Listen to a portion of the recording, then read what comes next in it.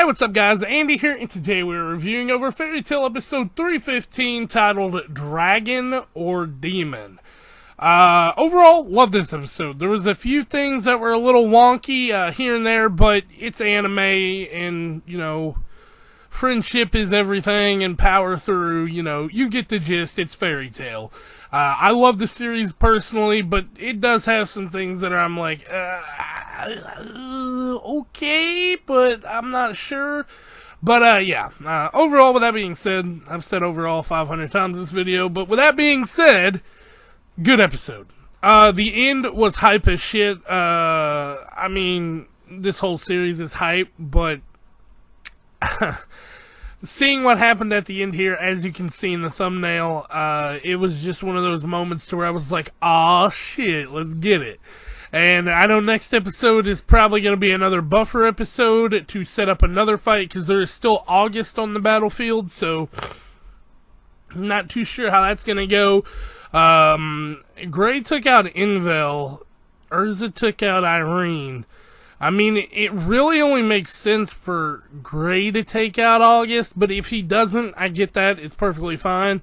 I would prefer, actually, if he didn't, I'd prefer if Guildarts took it, but whatever, With that being said, I forgot to mention, Erza did not die, so I was right, I called that. She's not dead, but would have been a good way for her to go out, to be honest, but she powered through it and had a very cute moment, and I was really excited and happy for what did happen. But with that being said, guys, let's go ahead and jump right into this review. I'm excited to talk about it. They say you don't gotta go home, but you can't stay here. And no, I don't wanna be alone in the world out there. So we start the episode off pretty hot here. We get a recap of Erza jumping into the meteor with the whole Titania speech. Loved it the second time just as much as the first. Cut into our intro and title card. Dragon or Demon has nothing to do with Erza, but we'll cut back to that in a minute, because Erza is colliding with this meteor. So she jumps into it and she just hits it, she just straight up hits it, nothing fancy, but she does crack it. This is a part that I wasn't too happy with. I wish Jalal would have at least been, putting backwards pressure on it to make it easier or something. But, no, she destroyed it by herself. So, I guess, alright. But this is a scene I love. She's flying down with her arms just waggling in the wind. And she's like, prepare yourself, because she's going straight at Irene in this dragon form here. And, I was going to use this as a thumbnail, but we got a cooler scene later, as you can tell.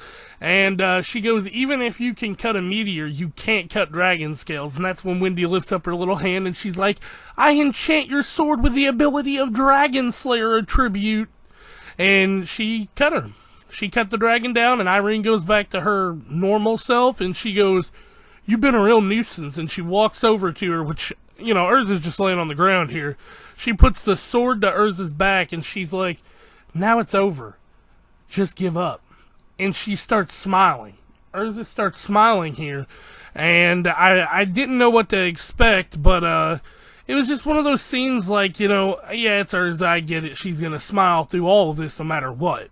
But it pits a much deeper hole for Irene, who cuts back to a flashback here of her holding baby Erza, and she's like, it's finally my time to get up my body, you're gonna be my vessel. Why are you smiling at me?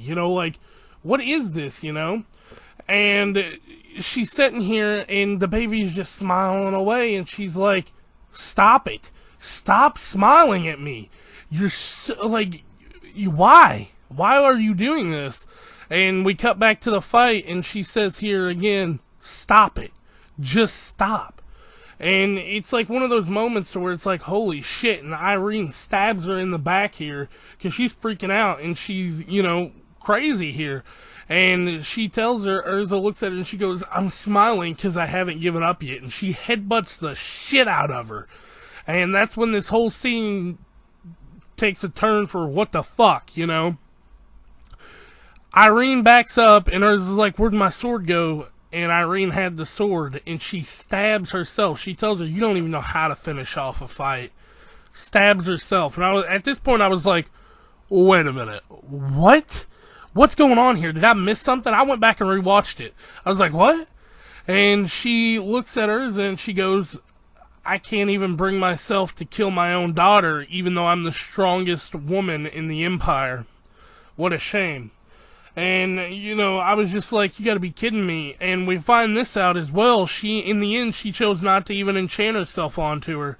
She could have done it, but she chose not to. She chose to never know if she could or not. So she dropped her off before she changed her mind. And she tells her it's all because you smiled. I mean, this was such a cool scene, but it was like, Erza's OP, she's fucked up, she can still fight, but it was still good. She tells her, this is what reminded me that I loved you. And then she dies.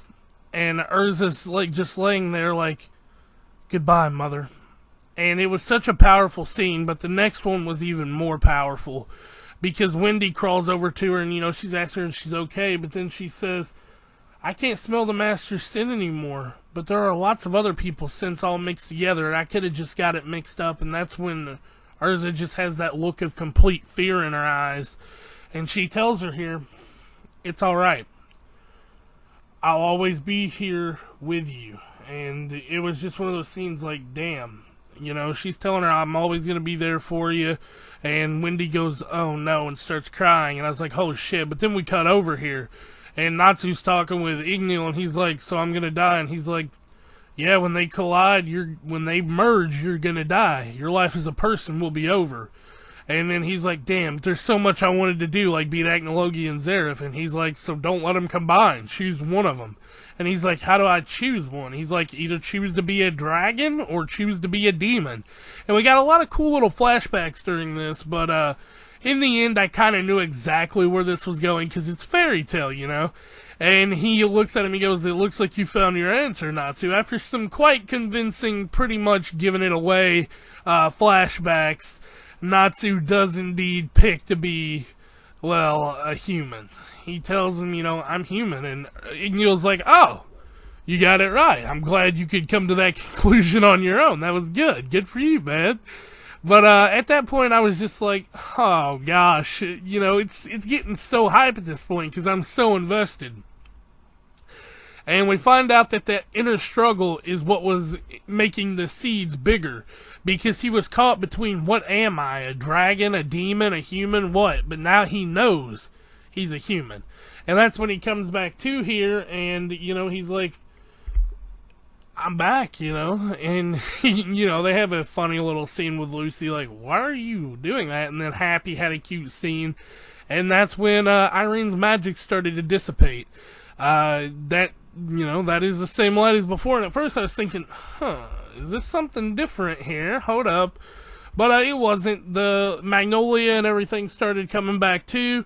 And, they all got swapped back to different places. So it really keeps it fresh because everyone's swapped up around now. So we never know what's going to happen. We don't know who's going to be fighting who.